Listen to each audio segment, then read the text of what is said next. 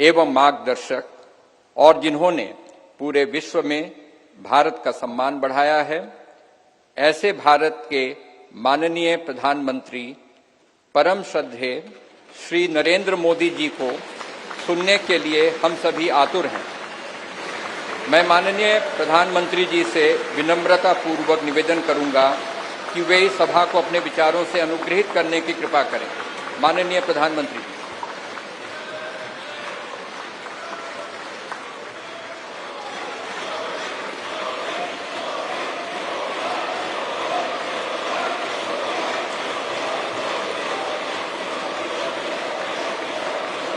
लोकसभा के स्पीकर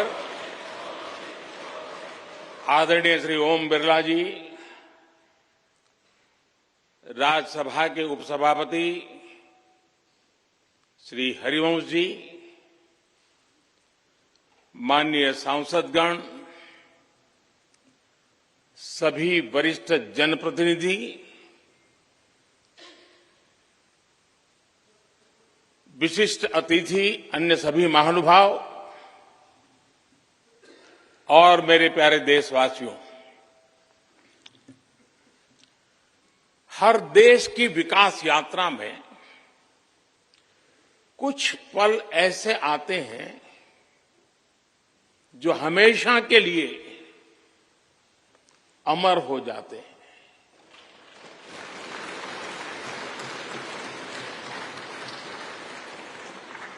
कुछ तारीखें समय के ललाट पर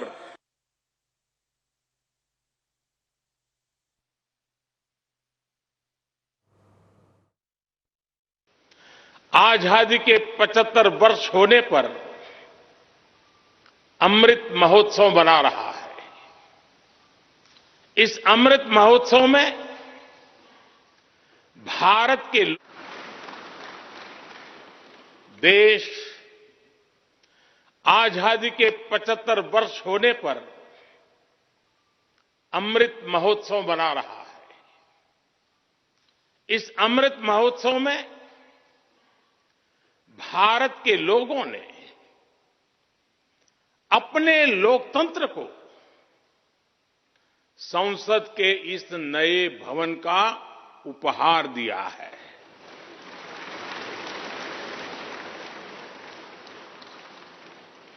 आज सुबह ही संसद भवन परिसर में सर्वपंथ प्रार्थना हुई है। मैं सभी देशवासियों को भारतीय लोकतंत्र के इस स्वर्णिम क्षण की बहुत बहुत बधाई देता हूं।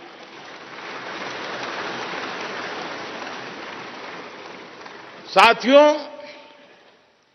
ये सिर्फ एक भवन नहीं है, ये 140 करोड़ भारतवासियों की आकांक्षाओं और सपनों का प्रतिबिंब है।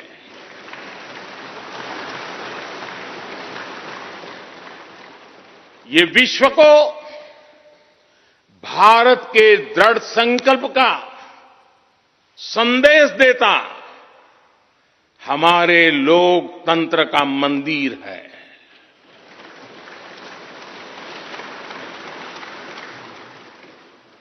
ये नया संसद भवन योजना को यथार्थ से, नीति को निर्माण से, इच्छा शक्ति को क्रिया शक्ति से, संकल्प को सिद्धि से जोड़ने वाली अहम कड़ी साबित होगा। ये नया भवन हमारे स्वतंत्रता सेनानियों के सपनों को साकार करने का माध्यम बनेगा। ये नया भवन आत्मनिर्भर भारत के सूर्योदय का साक्षी बनेगा।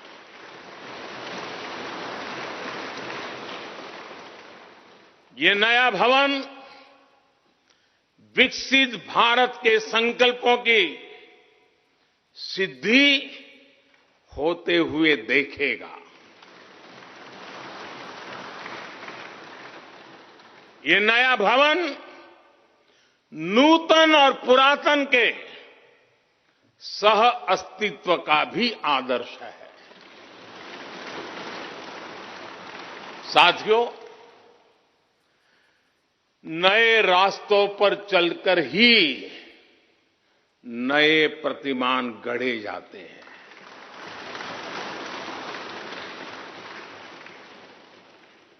आज नया भारत नए लक्ष्य तय कर रहा है, नए रास्ते गढ़ रहा है। नया जोश है, नया उमंग है, नया सफर है, नई सोच है। दिशा नई है, दृष्टि नई है, संकल्प नया है, विश्वास नया है।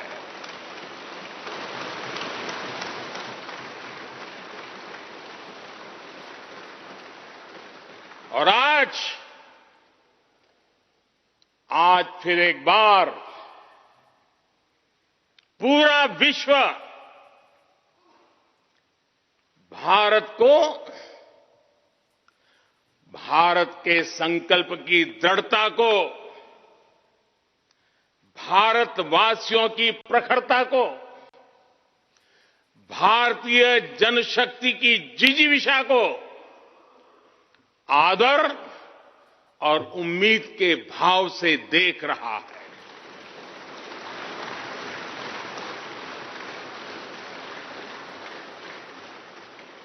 जब भारत आगे बढ़ता है तो विश्व आगे बढ़ता है।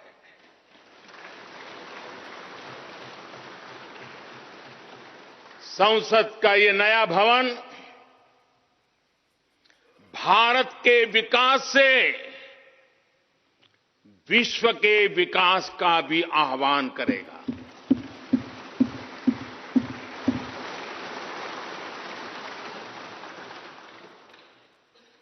साथियों, आज इस ऐतिहासिक अवसर पर कुछ देर पहले संसद की इस नई इमारत में पवित्र सेंगोल की भी स्थापना हुई है।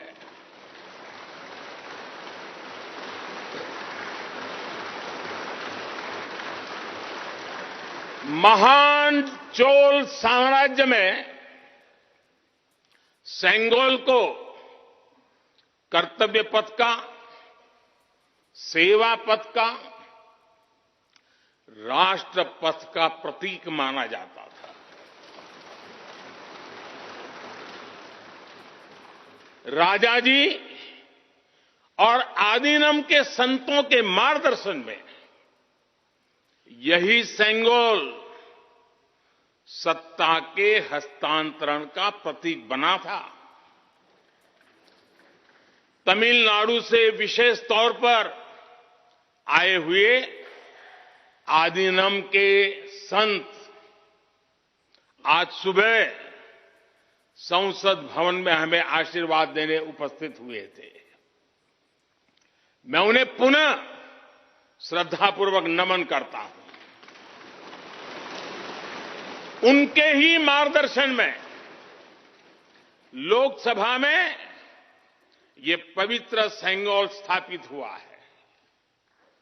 पिछले दिनों मीडिया में इसके इतिहास से जुड़ी बहुत सारी जानकारी उजागर हुई है। मैं इसके विस्तार में नहीं जाना चाहता हूं, लेकिन मैं मानता हूं ये हमारा सौभाग्य है कि इस पवित्र सेंगोल को हम उसकी गरिमा लौटा सके हैं, उसकी मान मर्यादा लौटा सके।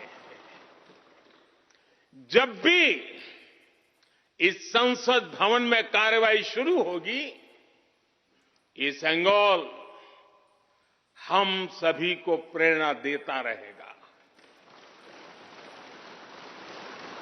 साथियों, भारत एक लोकतांत्रिक राष्ट्र ही नहीं बल्कि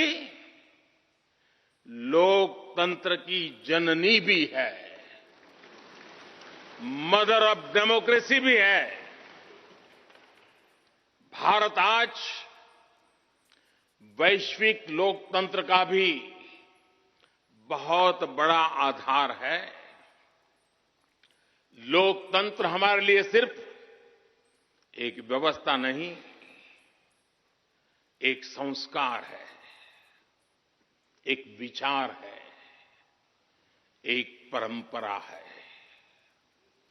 हमारे वेद हमें सभाओं और समितियों के लोकतांत्रिक आदर्श सिखाते हैं। महाभारत जैसे ग्रंथों में गणों और गणतंत्रों की व्यवस्था का उल्लेख मिलता है। हमने वैशाली जैसे गणतंत्रों को जीकर दिखाया है। हमने भगवान बसवेश्वर के अनुभव मंटपा को अपना गौरव माना है। तमिलनाडु में मिला 900 ईस्वी का शिलालेख आज भी हर किसी को हैरान कर देता है। हमारा लोकतंत्र ही हमारी प्रेरणा है। हमारा संविधान ही हमारा संकल्प है। इस प्रेरणा, इस संकल्प की सबसे श्रेष्ठ प्रतिनिधि अगर कोई है तो ये हमारी संसद है। और ये संसद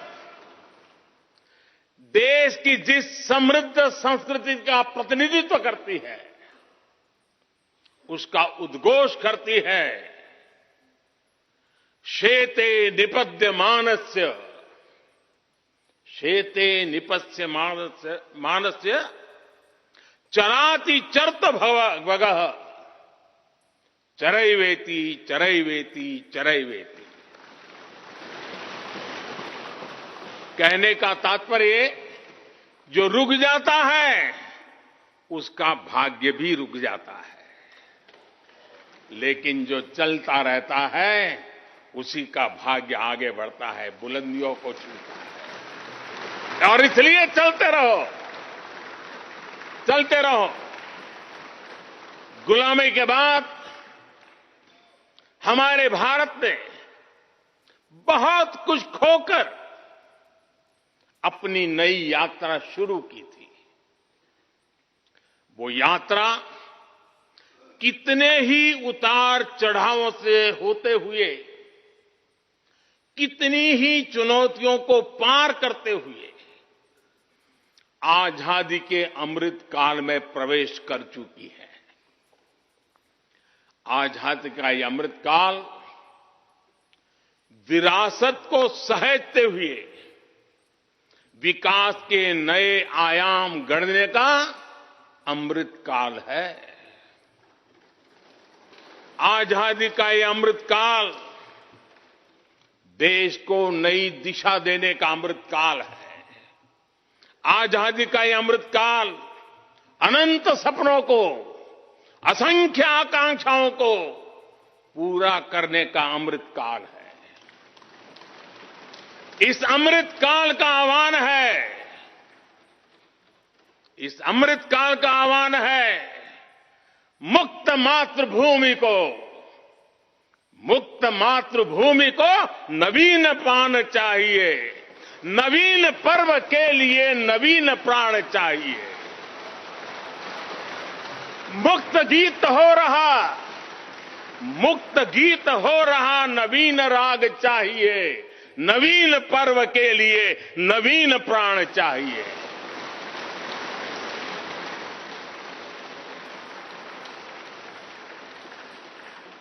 और इसलिए भारत के भविष्य को उज्जवल बनाने वाली इस कार्यस्थली को भी उतना ही नवीन होना चाहिए, आधुनिक होना चाहिए।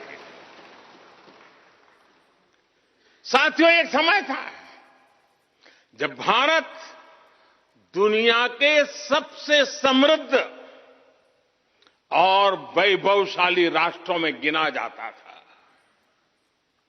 भारत के नगरों से लेकर महलों तक, भारत के मंदिरों से लेकर मूर्तियों तक, भारत का वास्तु भारत की विशेषज्ञता का उद्घोष करता था। सिंधु सभ्यता के नगर नियोजन से लेकर मौर्यकालीन स्तंभों और स्तूपों तक, चोल शासकों के बनाए भव्य मंदिरों से लेकर जलाशयों और बड़े बांधों तक, भारत का कौशल विश्व भर से आने वाले यात्रियों को हैरान कर देता था। लेकिन सैकड़ों साल की गुलामी ने हमसे हमारा ये गौरव छीन लिया। एक ऐसा भी समय आ गया जब हम दूसरे देशों में हुए निर्माण को देखकर मुग्ध होने लग गए। 21वीं सदी का नया भारत, बुलंद हौसले से भरा हुआ भारत, अब गुलामी की उस सोच को पीछे छोड़ रहा है। आज भारत प्राचीन कला की उस गौरवशाली धारा को एक बार फिर अपनी तरफ मोड़ रहा है और संसद की ये नई इमारत इस प्रयास का जीवंत प्रतीक बनी है। आज नए संसद भवन को देखकर हर भारतीय गौरव से भरा हुआ है। इस भवन में विरासत भी है, वास्तु भी है, इसमें कला भी है, कौशल भी है, इसमें संस्कृति भी है और संविधान के स्वर भी है। आप देख रहे हैं कि लोकसभा का आंतरिक हिस्सा, यहां भी देखिए, यहां भी देखिए, राष्ट्रीय पक्षी मोर पर आधारित है। राज्यसभा का आंतरिक हिस्सा राष्ट्रीय फूल कमल पर आधारित है और संसद के प्रांगण में हमारा राष्ट्रीय वृक्ष बरगद भी है।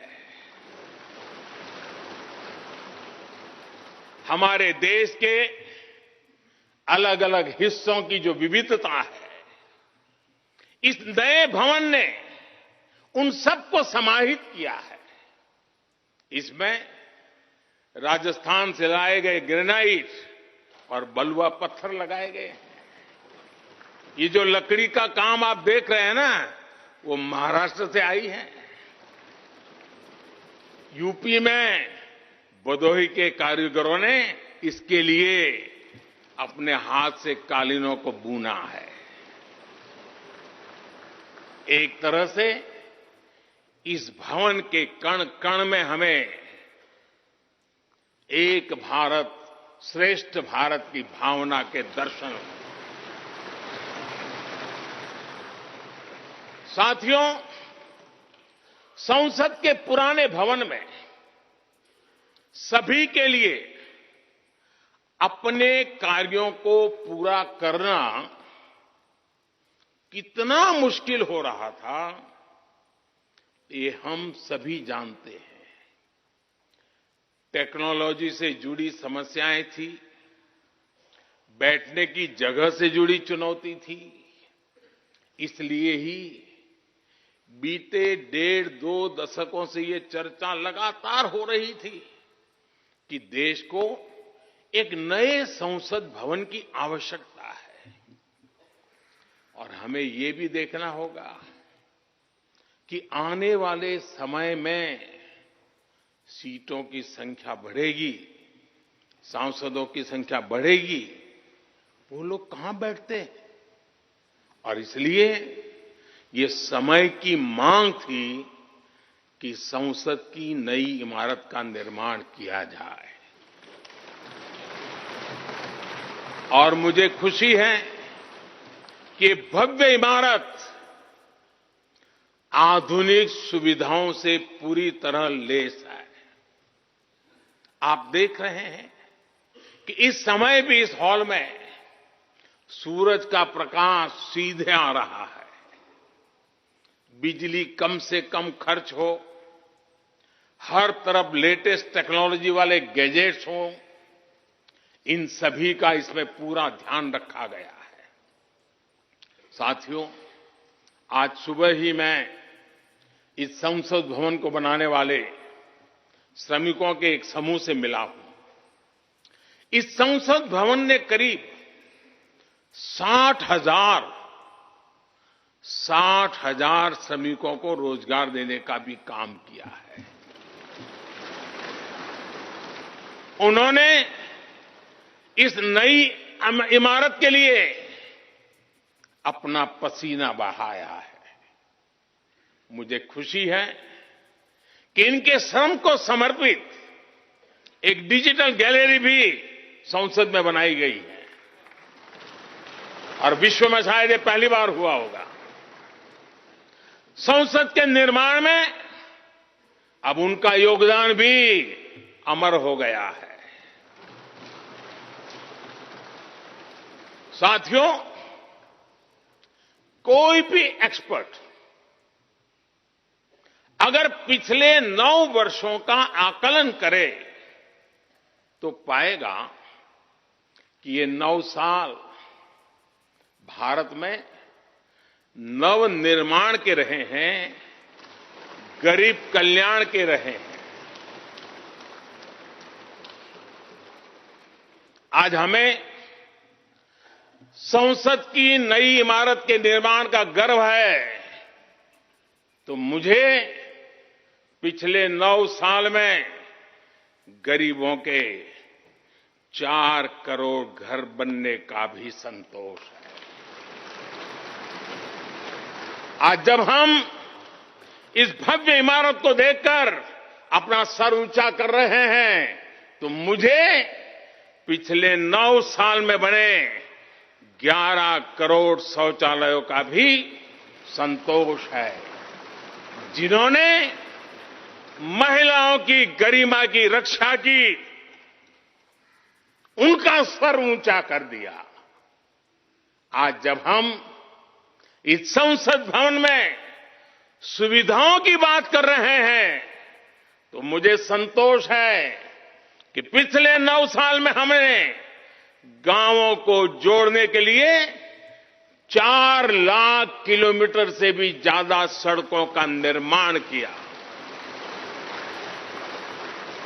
आज जब हम इस इको फ्रेंडली इमारत को देखकर खुश है, तो मुझे संतोष है कि हमने पानी की एक एक बूंद बचाने के लिए 50,000 से ज्यादा अमृत सरोवरों का निर्माण किया है। आज जब हम इस नए संसद भवन की लोकसभा और राज्यसभा को देखकर उत्सव मना रहे हैं, तो मुझे संतोष है कि हमने देश में 30,000 से ज्यादा नए पंचायत भवन भी बनाए हैं। यानी पंचायत भवन से लेकर संसद भवन तक हमारी निष्ठा एक ही है, हमारी प्रेरणा एक रही। देश का विकास, देश के लोगों का विकास। साथियों, आपको ध्यान होगा 15 अगस्त को लाल किले से मैंने कहा था, यही समय है, सही समय है।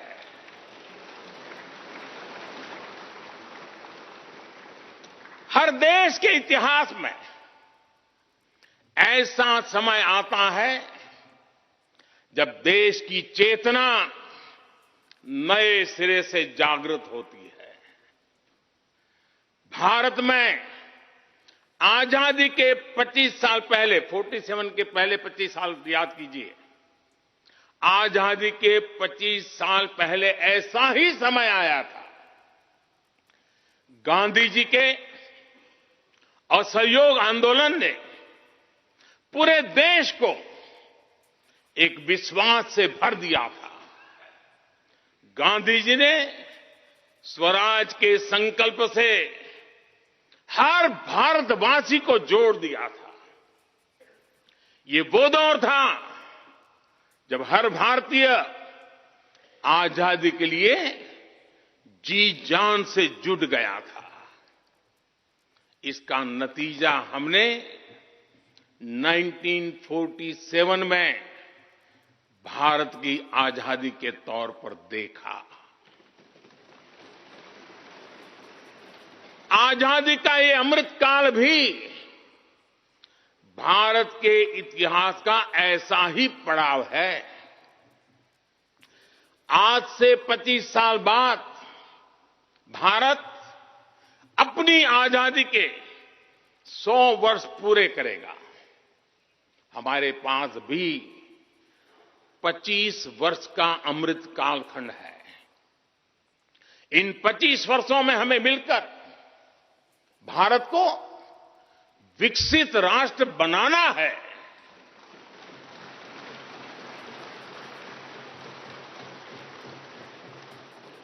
लक्ष्य बड़ा है, लक्ष्य कठिन भी है, लेकिन हर देशवासी को आज इसके लिए जी जान से जुटना ही है। नए प्रण लेने हैं, नए संकल्प लेने हैं, नई गति पकड़नी है। और इतिहास गवाह है कि हम भारतीयों का विश्वास सिर्फ भारत तक ही सीमित नहीं रहता।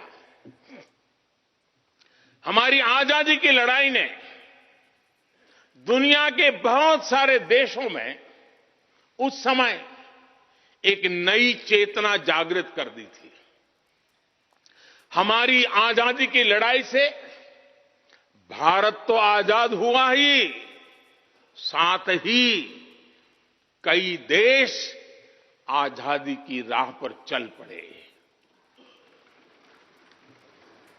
भारत के विश्वास ने दूसरे देशों के विश्वास को सहारा दिया था। और इसलिए भारत जैसा विविधता से भरा देश, इतनी बड़ी आबादी वाला देश, इतनी सारी चुनौतियों से लड़ने वाला देश जब एक विश्वास के साथ आगे बढ़ता है तो इससे दुनिया के अनेक देशों को प्रेरणा भी मिलती है। भारत की हर सफलता आने वाले दिनों में दुनिया के अलग अलग भूभाग में अलग अलग देशों की सफलता के रूप में प्रेरणा का कारण बनने वाली है। आज यदि भारत तेजी से गरीबी दूर करता है तो ये कई देशों को गरीबी से बाहर आने की प्रेरणा भी देता है। भारत का विकसित होने का संकल्प कई और देशों का संबल बनेगा। इसलिए भारत की जिम्मेदारी और बड़ी हो जाती है। और साथियों, सफलता की पहली शर्त सफल होने का विश्वास ही होती है। ये नया संसद भवन इस विश्वास को नई बुलंदी देने वाला है। ये विकसित भारत के निर्माण में हम सभी के लिए नई प्रेरणा बनेगा।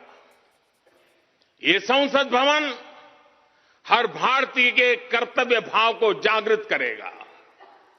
मुझे विश्वास है इस संसद में जो जनप्रतिनिधि बैठेंगे वे नई प्रेरणा के साथ लोकतंत्र को नई दिशा देने का प्रयास करेंगे।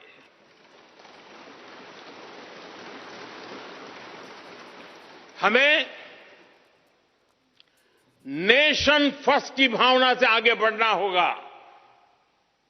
इदम राष्ट्राय इदम न मम। हमें कर्तव्य पथ को सर्वोपरि रखना होगा। कर्तव्यमेव कर्तव्यम अकर्तव्यम न कर्तव्यम।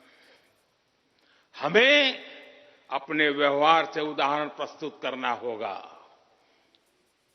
यद यदाचरति श्रेष्ठः तद्देव इतरो जनः। हमें निरंतर खुद में सुधार करते रहना होगा। उद्धरेत आत्मना आत्मानानम। हमें अपने नए रास्ते खुद बनाने होंगे। अपदीवो भव। हमें खुद को खपाना होगा, तपाना होगा। तपसो ही परम नास्ति तपसा विंदते महत। हमें लोक कल्याण को ही अपना जीवन मंत्र बनाना होगा। लोकहितम मम करणीयम। जब संसद के इस नए भवन में हम अपने दायित्वों का ईमानदारी से निर्वहन करेंगे तो देशवासियों को भी नई प्रेरणा मिलेगी। साथियों, दुनिया के सबसे बड़े लोकतंत्र को यह नई संसद एक नई ऊर्जा और नई मजबूती प्रदान करेगी। हमारे श्रमिकों ने अपने पसीने से इस संसद भवन को इतना भव्य बना दिया है। अब हम सभी सांसदों का दायित्व है कि इसे अपने समर्पण से और ज्यादा दिव्य बनाएंगे।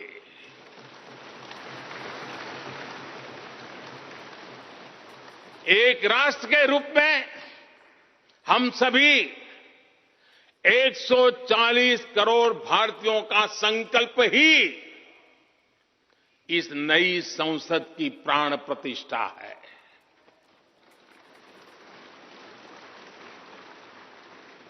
यहां होने वाला हर निर्णय आने वाली सदियों को सजाने संवारने वाला है। यहां होने वाला हर निर्णय आने वाली पीढ़ियों को सशक्त करने वाला होगा।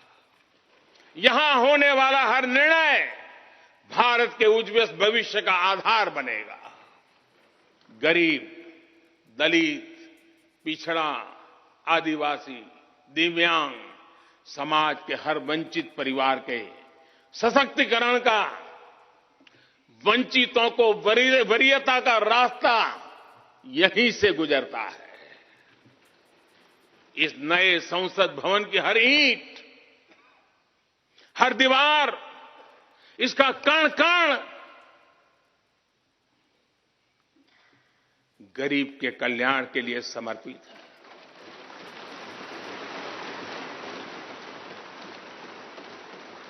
अगले 25 वर्षों में संसद के इस नए भवन में बनने वाले नए कानून भारत को विकसित भारत बनाएंगे। इस संसद में बनने वाले कानून भारत को गरीबी से बाहर निकालने में मदद करेंगे। इस संसद में बनने वाले कानून देश के युवाओं के लिए, महिलाओं के लिए नए अवसरों का निर्माण करेंगे। मुझे विश्वास है संसद का यह नया भवन नए भारत के सृजन का आधार बनेगा। एक समृद्ध, सशक्त और विकसित भारत नीति, न्याय, सत्य, मर्यादा और कर्तव्य पथ पर और सशक्त होकर चलने वाला भारत। मैं समस्त भारतवासियों को नए संसद भवन की फिर से बहुत बहुत बधाई देता हूं। धन्यवाद।